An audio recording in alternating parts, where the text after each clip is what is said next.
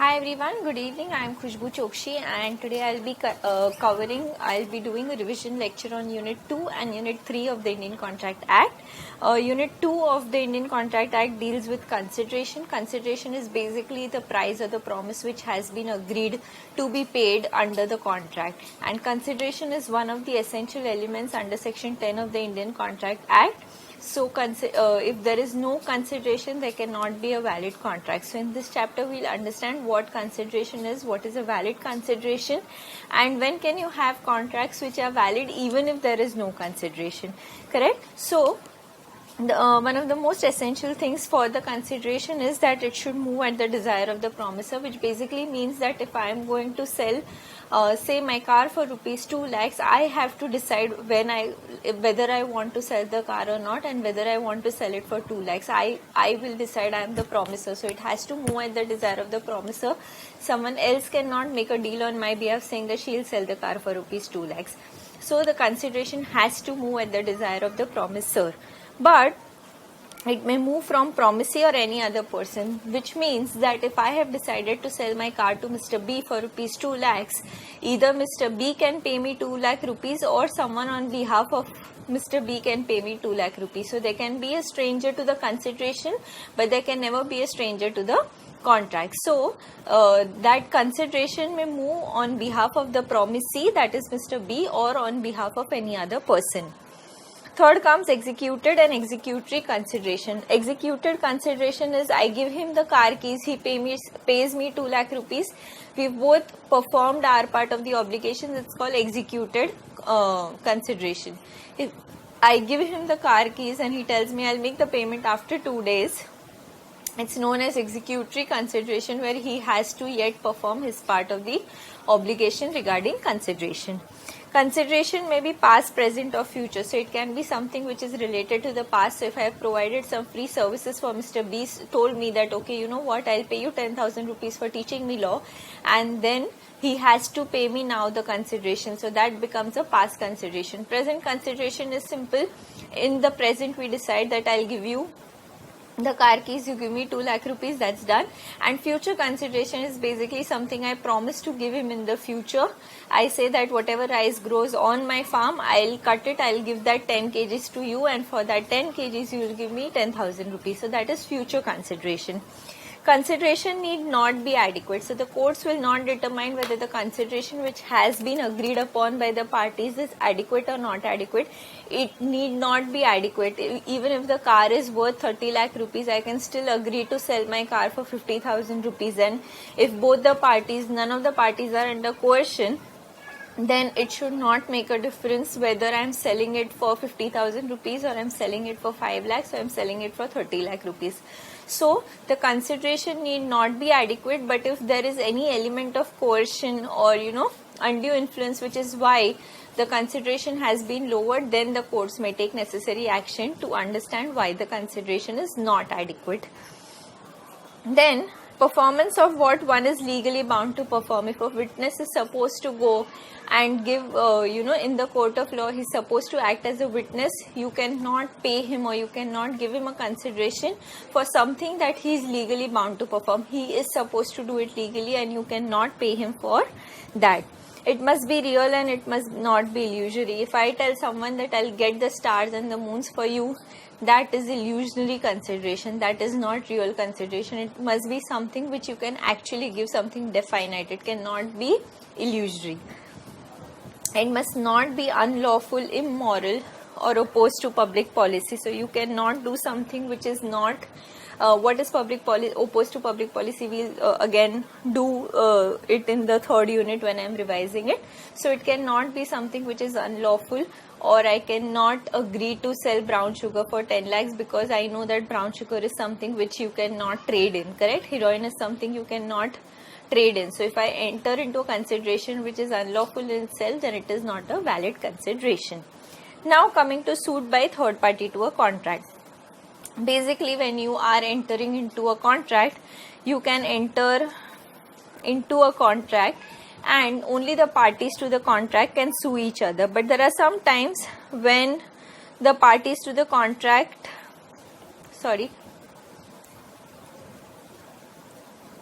when a third party to the contract can sue.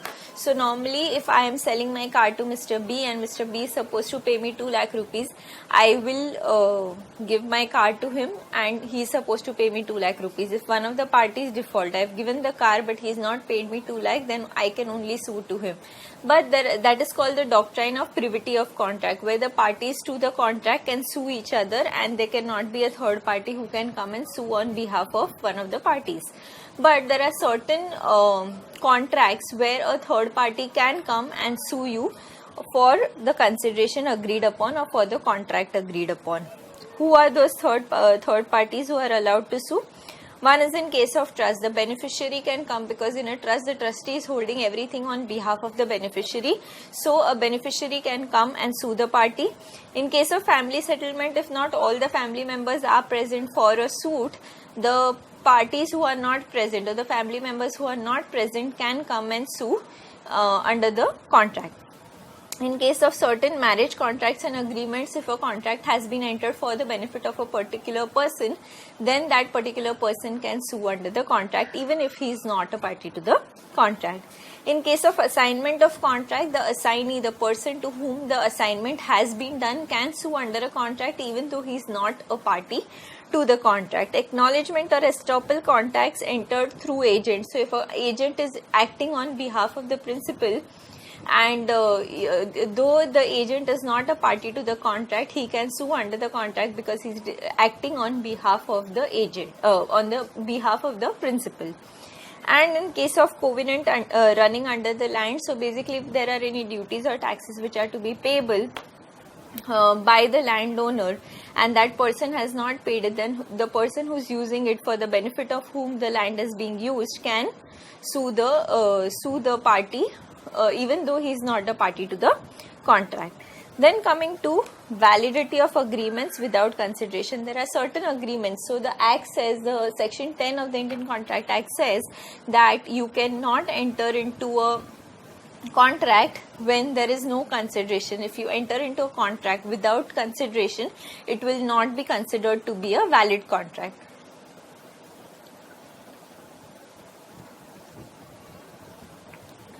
But there are certain contracts which you can enter into and they'll be considered as valid contract even if there is no consideration. Which are those contracts? Again, this is important. This has been asked in your examination, so it is important that you remember the contracts which are covered as valid without consideration. First is natural love and affection. So if you enter into an agreement for the benefit of the husband-wife enters into agreement for the benefit of the wife, such agreements are valid agreements even if there is no consideration, because these are agreements which have been entered into by natural love and affection. The important point here is that it should be made out of natural love and affection, obviously, but they have to stand in near relationship to each other. It has to be a near relationship like father and son or father and daughter and husband and wife. So these are all near relationships. So if you are in a near relationship, then you can do that. It has to be in writing, registered under the law, and there has to be written agreement that you are entering into such an agreement based out of natural love and affection. Then coming to compensation for past voluntary services, if I have done some services, so if I have taught law for free, I was not expecting a remuneration, but after teaching law you said, okay ma'am, I like the law that you are teaching and now I wish to pay you 10,000 rupees. Here there is no give and take. It's for something that I have done in the past. So it's for a past voluntary services that I have given, then you can give me even if there is no consideration on both the sides in the present. Then coming to payment of time bar debt. So Limitation Act gives a certain time frame for the debtor to recover the money from the creditor. But if the time has been over under the Limitation Act and it's beyond the Limitation Act now, then they can enter into a settlement saying that 60,000 was payable to you, let's enter into a settlement, I'll pay you 50,000 rupees. This is one-sided consideration and that will be considered to be a valid contract. Then agency and completed gift, these are things where there is no consideration required because the agent is acting purely on the instructions of the principal, and when there is a gift may not have consideration and would not generally have consideration, and even then it will be considered to be valid. So that gets consideration to an end. Coming to the essentials of a valid contract, this is a very, very important chapter which will be a lot of questions from this chapter will be asked in your examination. So it's a very, very important topic. Please ensure that you revise it very properly before you go for your examination. So here we will understand the different essential elements of contract. We will do all the essential elements of contract in detail. Coming to the capacity to contract. What is the capacity to contract? The section 10 of the Indian Contract Act says that the parties have to be competent to enter into a contract. Who are the parties who are competent to enter into a contract? First is a person who has attained majority. Then the person has to be of sound mind. He cannot be a drunken, lunatic, or a person of who is not of a sound mind. And there are certain people who are disqualified under law, and those persons are not allowed to enter into a contract. So coming to the capacity of contract says that he has to attain the age of majority, which is 18 years. So once you have entered into a contract after attaining the age of majority, it will be a valid contract. But if you enter into a contract when you are not 18 years of age, when you are 17, 16, anything less than 18 years of age, even if you are one day less than 18 years of age, then the contract will be considered to be void ab initio, which is void since the very beginning. You cannot enter into a contract with a minor. Minor is a person who is less than 18 years of age. So you can not enter into a contract with a person who is less than 18 years of age. But there is a certain position regarding the agreements that are entered into with the minor, which are considered to be a valid agreement. First thing is that it says that a contract with a minor is void ab initio. There's a very important case study in this regard, Mohri Bibi versus Dharmada Ghose. So if you have entered into anything which when you are less than 18 years of age, that will be considered to be void. You cannot take action against the minor even if the minor attains majority after a day. So any agreement to enter with a minor is a void agreement since the very beginning, and you cannot change that position, and you cannot sue the minor under any circumstances, is what the law says. Now, no ratification after attaining majority. So he cannot change, or he cannot be sued, or they cannot change the contract or make the contract valid only because the person has attained majority. So today I am 1 day short of 18 years, and I have entered into a contract. The contract is void since the very beginning. So tomorrow if I turn 18, I cannot ratify the contract, I cannot change the contract, I cannot treat the contract as valid because now I am 18 years of age and the other party cannot sue me. Minor can be a beneficiary and can take benefit out of the contract. So if he is entered into a contract, if he is entered into a contract under the Negotiable Instrument Act, if he is made some endorsement, he can endorse the bill, he can raise a bill of exchange, but he cannot be sued, he cannot be held liable for the payment of that bill of exchange. He can be a partner to the partnership firm, he can get the benefits, he can take the benefits out of the partnership firm, but he cannot be held liable for anything which goes wrong with the partnership firm. So he is someone who can take benefit out of the contract, but he cannot be held responsible for anything under that contract.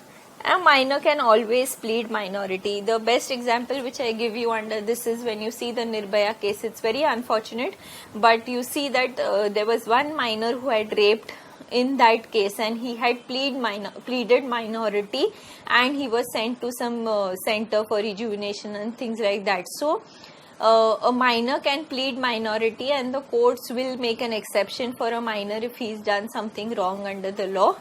Obviously that's a criminal law and it's not covered here, but just to give an example that a minor can plead minority and the court will excuse him because he's a minor. So it's a good time for you if you want to do something wrong, best time to do it right now, because you can always plead minority, correct?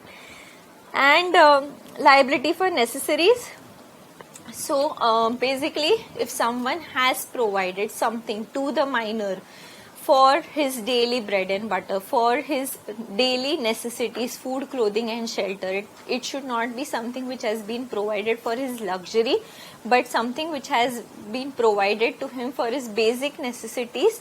That person who is providing it to the minor can recover the amount he has spent in providing the basic necessities.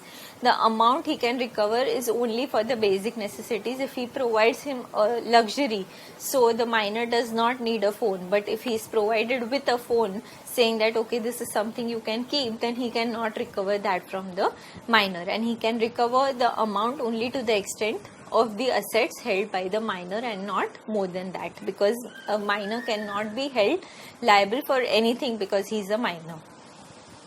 Then contracts by guardian, how enforceable? Contracts by guardian are normally unless it is approved by the court of law, they cannot enter into a contract which involve selling of property of the minor, but any other contracts which they have entered into for the benefit of the minor will be considered to be a valid contract.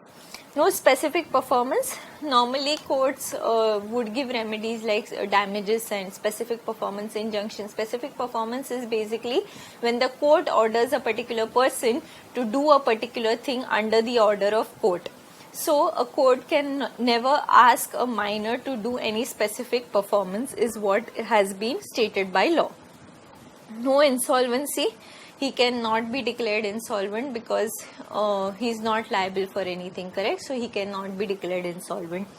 He can enter into the partnership and he can get the benefits out of partnership, but he cannot be held liable for anything under the partnership. Minor can be an agent. He can act as an agent and he can deal on behalf of his principals, but again he cannot be held liable or he cannot be sued under the act. He cannot bind parent or the guardian. He cannot go and say something saying that okay, my dad will pay you 2 lakh rupees for this card. He cannot bind the parent or the guardian. That is something which has been placed like a restriction on the minor. Then a joint contract if has been entered into by a minor and an adult, then only the adult will be liable under the contract and the minor will not be liable. So if something goes wrong with the contract and if some third party has to sue the minor and the adult both, then he can only sue the adult and he cannot sue the minor. Surety for a minor. If a person is acting as a surety on behalf of the minor, then there's an agreement between the person acting as surety and the other party, and the minor is in no way involved. Minor cannot be a shareholder of the company. He cannot be there in the register of the company, but if he is holding shares which he has received by transfer or transmission, then the guardian can act on behalf of the minor and hold the shares on behalf of the minor. And the last thing is liability for tort. So he can be sued for liability for necessaries and liability for torts. Torts is basically any civil wrong that he does, then he will be liable under the act. So that is the position regarding the minor. These are the agreements with minor which are valid agreements, but any other agreements with the minor are void agreements. They are void ab initio and they can just not be ratified. Then coming to a person of sound mind. Person of sound mind is basically a person who is capable of understanding the contract, who is in a position to understand the contract that he is being entering into and then make a decision whether he wants to enter into a contract or not. So if I am drunk and then you decide to come and enter into a contract with me, I am not in the state of mind to fully understand what you are trying to tell me. Hence it is said that when you are entering into a contract, the person has to be of sound mind. If I am a lunatic and there are times when I am not of sound mind, or if I am a aged person, you would have seen most of your grandfathers and stuff, they would not remember, or they may go back in time and they sometimes would not recognize you. So those are times when they are not really of sound mind. There are times when they go like when they are of an unsound mind. So they can enter into a contract only and only when they are of a sound mind. If there are times when they are of unsound mind, they cannot enter into a contract when they are of unsound mind. But when they are sound mind, they can enter into the contract. So any person, lunatic, drunken person, all of these people cannot enter into a contract when they are of unsound mind. Otherwise, the contract will be considered to be a void contract. Then contracts by disqualified persons. So there are certain people who are disqualified under the law for entering into a contract. These type of people are called as the foreign sovereigns and ambassadors. Alien enemy, alien friends can enter into a contract, alien enemy cannot enter into a contract. Corporation, convicts, insolvent, all of these people are disqualified by the law to enter into a contract, and hence you cannot enter into a contract with a person who is disqualified under the law. Now coming to free consent.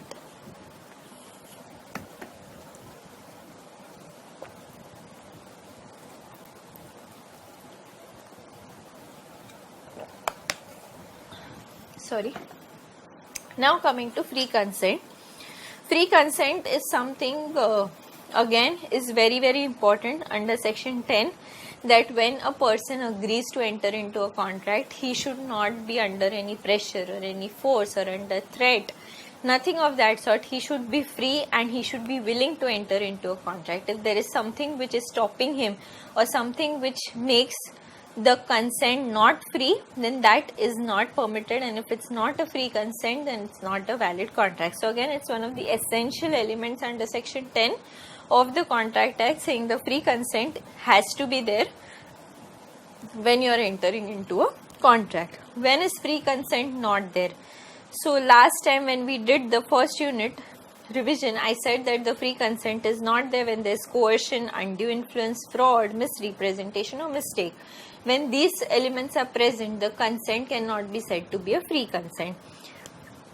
So the Act says that two or more persons are said to consent when they agree upon the same thing in the same sense. So both are agreeing upon the same thing in the same sense, and they are both willing to enter into the contract which they are agreeing upon, and there is no threat or anything of that sort which is influencing their decision to enter into the contract. So if someone's putting a gunpoint on me, I am obviously going to take a decision which is not free, which is not on, like I may not take that decision had I not been put on gunpoint. So a free consent is very essential for entering into a contract. When is the consent not free? We will study each of the elements in detail. Coercion is covered under section 15, which says committing or threatening to commit any act forbidden by law. So when I am entering into a contract, if I commit or if I threaten to commit, if I say I will, here's the gun and here's the contract, please enter into the contract for rupees 2 lakhs or I'll shoot you. Here I am threatening to commit an act which is not covered under the Indian Penal Code. If I tell someone, if you get married to that person, you will see, or you'll have to go over my dead body. All of these things are threatening to commit things which are not permitted, suicide or taking any unlawful measures. All of these things are not permitted under the Indian Penal Code, and if when you are entering into a contract, if coercion is there or if you are threatening a person to commit an act which is not allowed under the Indian Penal Code, then it will be said that there is no free consent and the agreement will be considered to be voidable under section 19 of the Act. So what is voidable? Again, that if I tell that person, I put a gun point on his head and I tell him that I will sell you my car, you will pay me 2 lakh rupees. Here I am putting a gun point. So now he is entering into the agreement under a threat, under the pressure of that gunpoint that has been put to his head.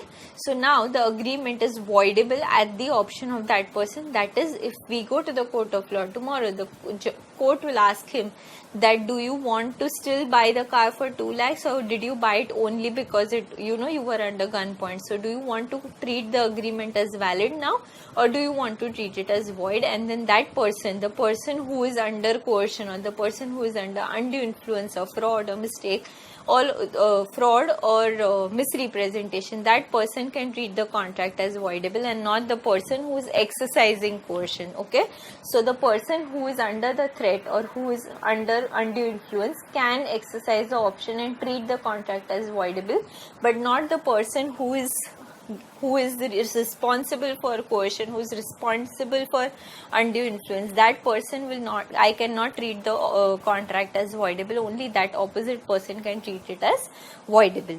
Then coming to undue influence. Undue influence is basically when we are in a relationship and the relationship is such that I can demand authority, or I can exercise my authority over that person, and I use that authority that I have over that person and the relationship that is between us to induce him to enter into a contract, which means that he is not entering it out of free consent, but he is entering into the contract because of the undue influence of the relationship that exists between the two of us. So if I am the principal of the college and you are my student, and I tell you that if you are selling your car, I want to buy your car at you'll have to sell it to me at 1 lakh rupees. I am the principal of the college, and I can do anything to change your mark sheet or ensure that you fail in the examination. Here I am in a dominant position. We are in a relationship. I am your principal, you are the student, and I am using my authority over you to change the contract, the terms of the contract. Hence it's called as undue influence. When there's an undue influence between the parties, the person on whom undue influence, the person who is not in authority, is the person who can treat the contract as voidable, and not the person who is exercising authority. Okay, so the importance, the essential elements which are required under section 16 are that there has to be relationship between the parties. If there is no relationship between the parties, then you cannot say that there is undue influence. Position to dominate the will. I know I am in a position to dominate your will. If there is a master-servant relationship, the master is in a position to dominate the relationship. There is a teacher-student relationship, the teacher is in a position to dominate the will of the student. Or the father-son relationship, the father can dominate the will of the son. So there has to be a position to dominate the will of the other party, and the object must be to take undue advantage. A principal knows that because I am the principal, I can take undue advantage, and the car which is selling to everyone for 2 lakh rupees, I can get it from him at 1 lakh rupees by using the advantage of my position. And the burden of proof. So if you go in the court of law, the burden on proof is on the person who is exercising undue influence, saying that explain why are you saying that you have not exercised undue influence. So the burden of proof lies on the person who is in the authority to dominate the relationship. Now again, we have discussed that if there is something which has been entered into by undue influence, then you can set aside, you can treat the contract as voidable, and you can avoid the contract altogether, or you can go ahead with the contract. It's all at the will of the person whose will has been dominated. Then coming to fraud. Fraud is covered under section 17 of the Act. Fraud is basically when there is an intention. When there is an intention, there has to be mens rea.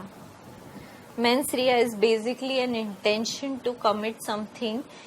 When I am entering into into an agreement, I have an intention of not giving you the money for the agreement, or I have an intention of not performing the obligations. I have an intention of not fulfilling the obligations under the contract. So when there is a suggestion of a fact which is not true, I say I'll give you the car, but there is no car to give you. I'm entering into a contract to cheat you. I have an intention to cheat you, or there is active concealment of a fact. I don't own the car. I am just I've got it from somewhere. I've got it from somewhere, and now I'm just trying to sell it to you. I'm concealing the fact that I'm not the owner of the car. That is fraud. A promise made without any intention of performing it. I'm telling you, give me 2 lakh rupees, I'll give you the car. In my mind, I know that once I take your 2 lakh rupees, I'm just going to vanish in thin air, and I'm not going to give you the car key. So there is intention of a contract with an intention of not performing it. Any act fitted to deceive. So I'm doing something to cheat that other person, and I know I'm doing it to cheat that other person, then that is fraud.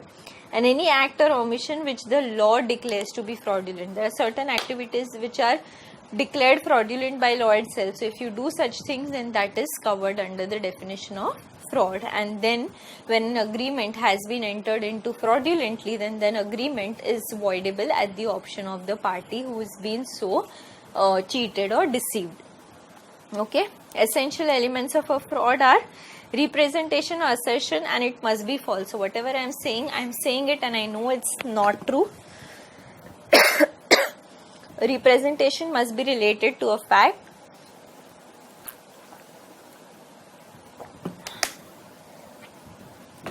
Conclusion of a contract with the intention to induce the other party to act upon it. Knowledge of falsity. I know that what I'm saying is wrong. I'm just doing it so that to cheat you and to take the money or to get the benefit under the contract. And the other party must have acted upon. So I told him, once you pay me 2 lakh rupees, I'll give you the car keys. He's acted upon the the thing I've said, and he's given me the 2 lakh rupees so that I can give him the car keys. But once I get the 2 lakh rupees, I just vanish. So here he's acted upon what I've said, and he's hence being cheated and hence been under fraud. Other party must have realized upon representation, must have been deceived, and the other party acting on representation must have consequently suffered a loss. So that party is suffering a loss because of whatever fraudulent activity I have done to enter into the contract. Mere silence is not fraud. So there's a rule of caveat emptor which basically says that buyer be aware. So when you are entering into a contract, or when you're going and buying something in a shop, you're buying clothes. So I go to a shop, I say I want to buy this shirt for ₹1,000. He says, okay, you have a look at the shirt. There's a small defect in the shirt, but I inspect the shirt, I wear it, and I'm like, okay, it's fine. I could not see the defect in the shirt, and the shopkeeper did not tell me that there's a defect in the shirt. So I buy it, I go home. Once I go home, my dad tells me, oh, there's a defect in the shirt. Why did you buy it? So I go back and I say, okay, you fraudulently given me the shirt which was not correct, which was not good, which was defective. You've given me a product which is defective, and hence you've committed a fraud. The act says that when you are a buyer, you are supposed to do a reasonable inspection of the goods you are buying, and once you do that, then you have to be aware and you have to yourself inspect the goods, and then the seller cannot be blamed only because he is kept silent. If you ask the seller, okay, is the good defective in any way, and then if he remains silent, then yes, it will be considered to be fraudulent. But if you are inspecting the goods and if you can't find the defect, the seller is not bound to tell you unless you ask him, and only because he is silent does not mean that he's committed a fraud. So that's the rule of caveat emptor, which you will also study in your Sale of Goods Act. So the buyer has to be aware under the contract, and merely because the seller is silent or the other party to the contract is silent does not mean that he has committed a fraud. Then coming to misrepresentation. Misrepresentation is when I am making a statement which I know to be true, which I believe to be true, and I'm making a statement in good faith. So that's the difference between fraud and misrepresentation. In fraud, when you're making a statement with an intention to cheat or deceive the other party. But in misrepresentation, you are making a statement you are making a statement which is a bona fide statement which you believe to be true. It may be false, but you are making a statement which you believe to be true, and you are not doing with an intention to cheat that other party. So if I tell you that my dad is starting a new business in which Mukesh Ambani is going to be a shareholder, now based on this statement which I believed to be true, you go and buy the shares of my father's company, saying, okay, Mukesh Ambani is going to be a shareholder there, and the shares are going to the price of the shares is going to be up, so let's buy shares in the company. So here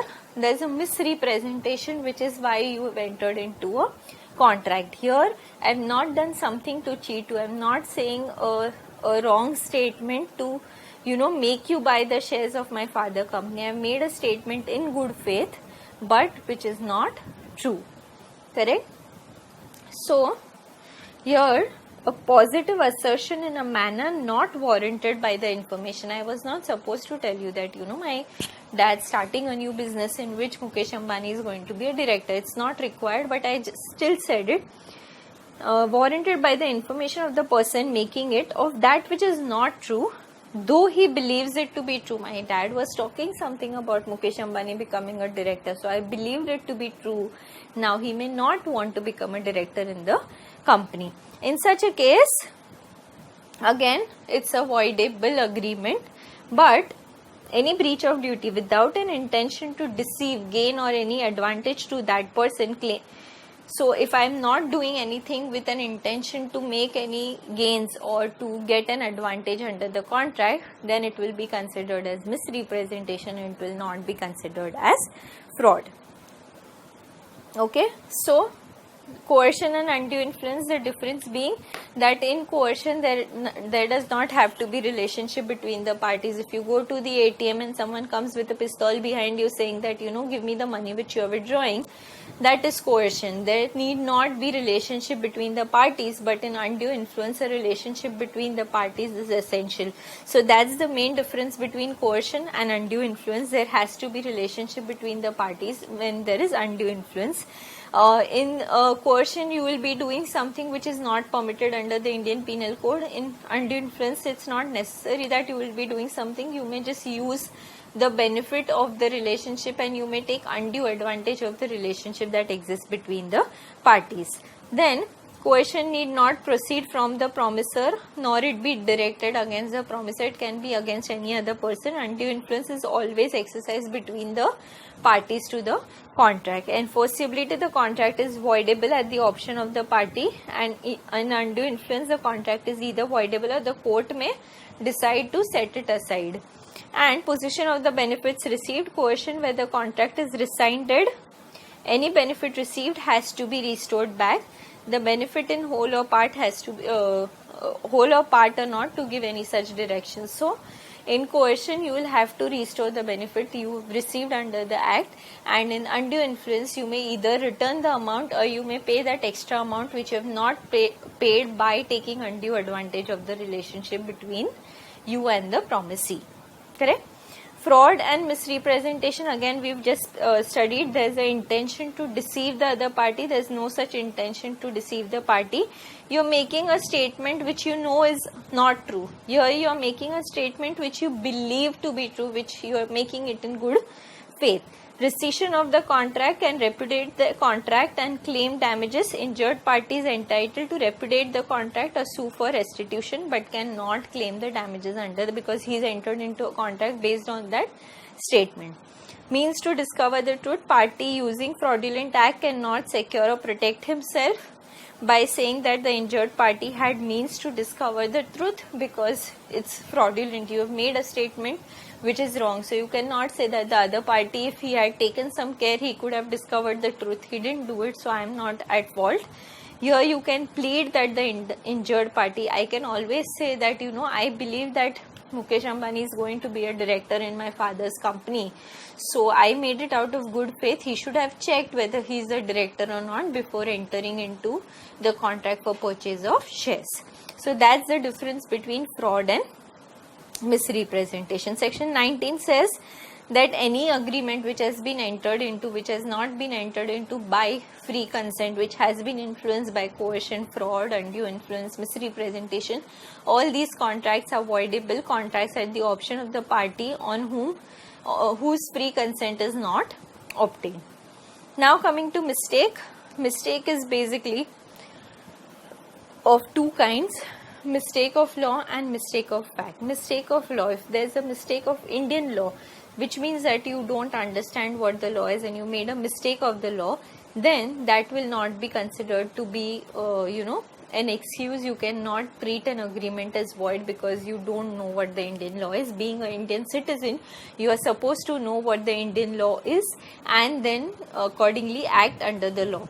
But if there is a mistake of foreign law, you are not supposed to know the law of all the countries, and hence you can treat the agreement as void.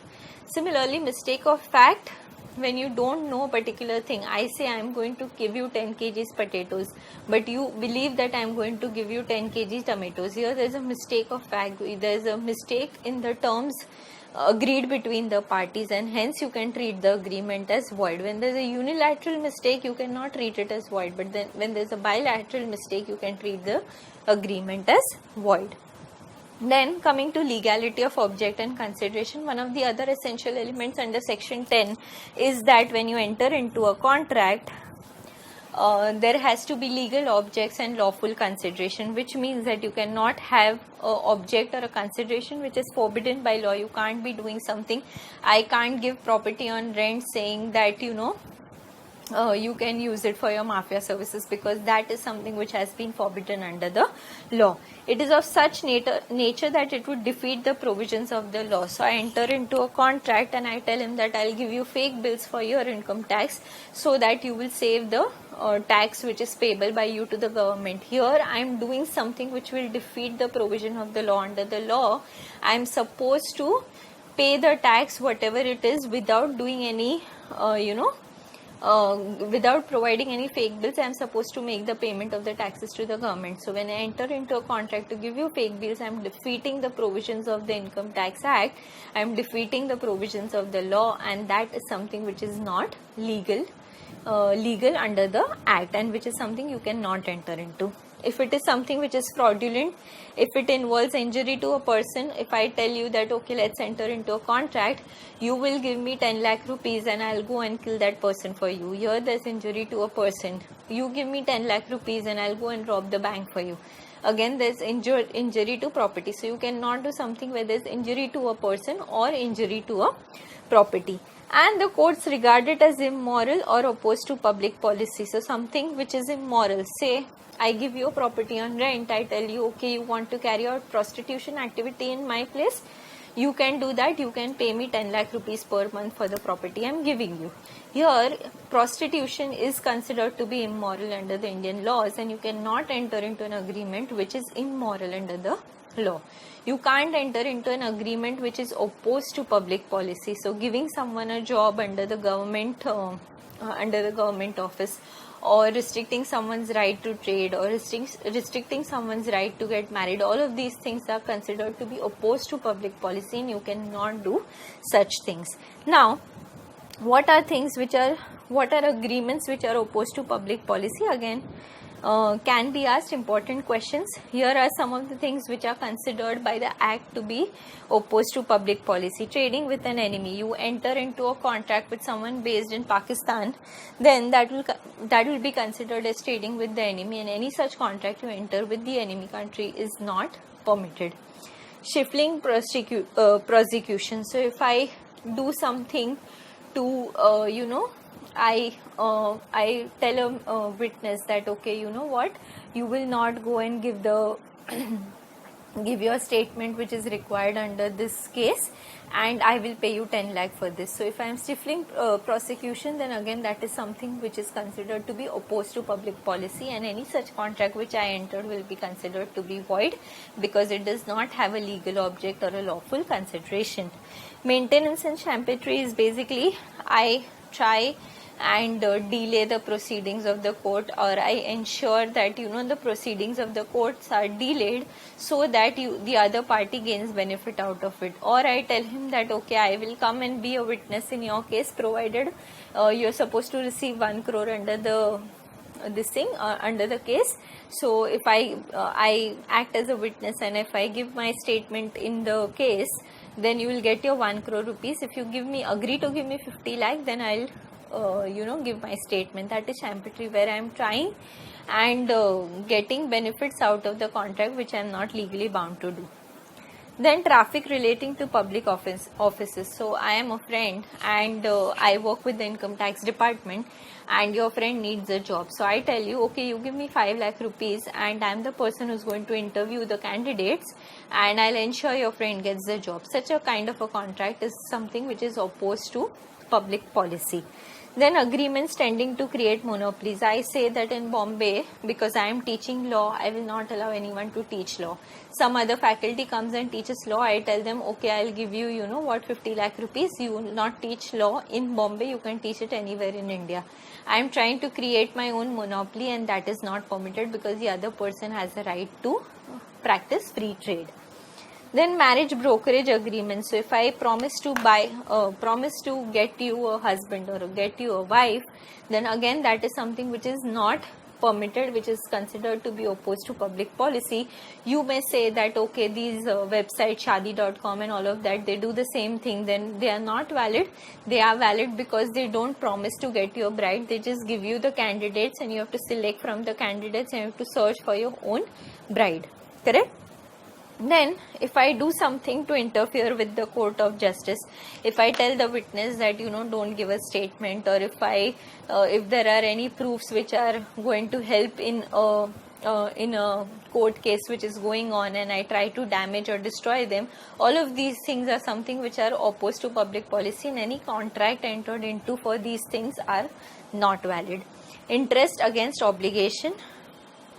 So I am the person who is going to approve all government contracts pertaining to the railways, and I'm the manager who's approving it. So you give me my contract, I tell you okay, you give me like 10 lakh rupees and I will ensure I approve your contract. So I'm taking money against an obligation that I have to give that person. That is not permitted under the Act. It is something which is opposed to public policy. And something, consideration when unlawful in part. So when you have entered into a contract where the consideration is partly lawful, partly unlawful, then whatever is the lawful part will be treated as valid, but whatever is the unlawful part will be treated as void and which will not be permitted.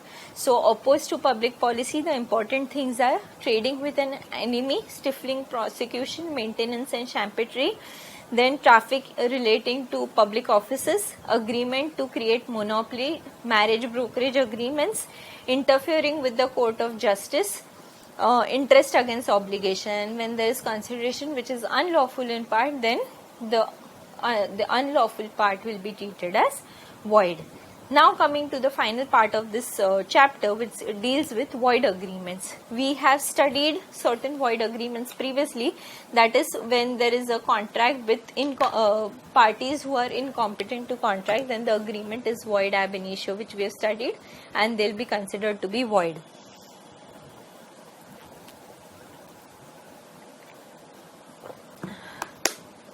Second part says agreement under a bilateral mistake. I tell him that I'll give you 10 kg tomatoes for 10,000. He says I'll buy 10 kg onions for 10,000. Here there's a bilateral mistake. We are not understanding the same thing in the same sense, and hence it's a void agreement. Then if the consideration or object of which is unlawful, we just studied what is unlawful, consideration and object. Consideration, object unlawful in parts. And agreements made without consideration. Consideration is the most essential requirement for entering into agreement. If there is any agreement which is made without consideration except for those 5-6 exceptions, then it will be treated as void. Now coming to the other agreements which we have not earlier discussed. Agreements in restraint of marriage. When I enter into a contract saying that you will not marry that particular person and I'll give you 10 lakh rupees, that is agreement in restraint of marriage. I cannot enter into such agreements saying, restricting someone's right to marry a particular person. Agreement in restraint of trade, again I have told you that when I restrict someone's right to practice any trade, business, profession in particular area or in anywhere, if I restrict someone's right to practice trade, then that will be something which is not permitted and the agreement will be treated as void. Okay. Then the exceptions in agreement treated as void is that one exception is under the Partnership Act. You can restrict the partners from carrying on the business same as the firm is carrying on, because then there is conflict of interest. And the second exception here is when an employer tells the employee that while you are in employment with the company, you cannot practice the same thing outside. So if you are working with a CA firm, you cannot still have your own CA practice, because then again there is a conflict of interest. So when those kind of restrictions on trade are placed, those are valid. So those are the exceptions to agreements in restriction or restraint of trade. Then coming to agreements in restraint of legal proceedings, I tell him that don't enter into this litigation and don't file a case for this, and I'll pay you 1 crore rupees. When I'm restricting someone's right to enter into legal proceedings or who's already entered into a legal proceeding, I tell them withdraw your case, withdraw the legal proceedings and I'll pay you 1 crore rupees. That kind of an agreement is not a valid agreement, it's a void agreement. Then agreement, the meaning of which is uncertain. So when we enter into a contract and when we enter into agreement, and the agreement is such, I tell him that I'll give you 100 tons of oil. I have not agreed on what oil I'm going to give you. Am I going to give you coconut oil? Am I going to give you sunflower oil? So the kind of oil is not determined. So the terms of the contract are not certain. When you enter into a contract, if it has to be a valid contract, we've studied under section 10 that the other requirements are that the terms of the contract have to be certain and everything has to be definite. It cannot be vague. So any agreement, the meaning of which is uncertain, will be treated as a void agreement. Then wagering agreements. When you enter into agreements saying that I'll give you, it's basically betting. When I tell you that, if India wins the match, I'll pay you 1 lakh rupees. That is something which is not permitted. If it rains today, I'll give you 1 lakh rupees. If it doesn't rain, you'll give me 1 lakh rupees. Those kind of wagering agreements are not valid. They are considered to be void. Here, essentials of a wager is something important to study. There is promise to pay money or money is worth. If India wins, I'll pay you 1 lakh rupees. It must be conditional on an event happening or not happening. India winning or not winning, correct? There must be uncertainty of event. I don't know India will win or not. I don't know if it will rain or not. It is something which is uncertain. There must be 2 parties. Each party must stand to win or lose. So if India wins, either I win, he loses. If India loses, I lose, he wins.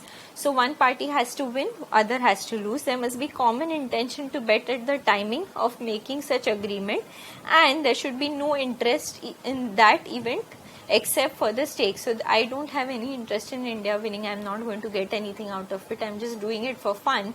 My only interest is that 1 lakh rupees which we have agreed upon. Which are the other transactions which are similar to wager agreements? Then those are lottery agreements. If you buy a lottery, those transactions are not valid agreements because again they are wagering agreements. It comes out as a lottery ticket. You know how it works. They just pull out randomly a number. So it's based on an event happening or not happening, and you may stand to win or lose. Crossword puzzles and competition, if the amount is less than 1000, it's fine. But if it is more than 1000, then it is not considered to be valid.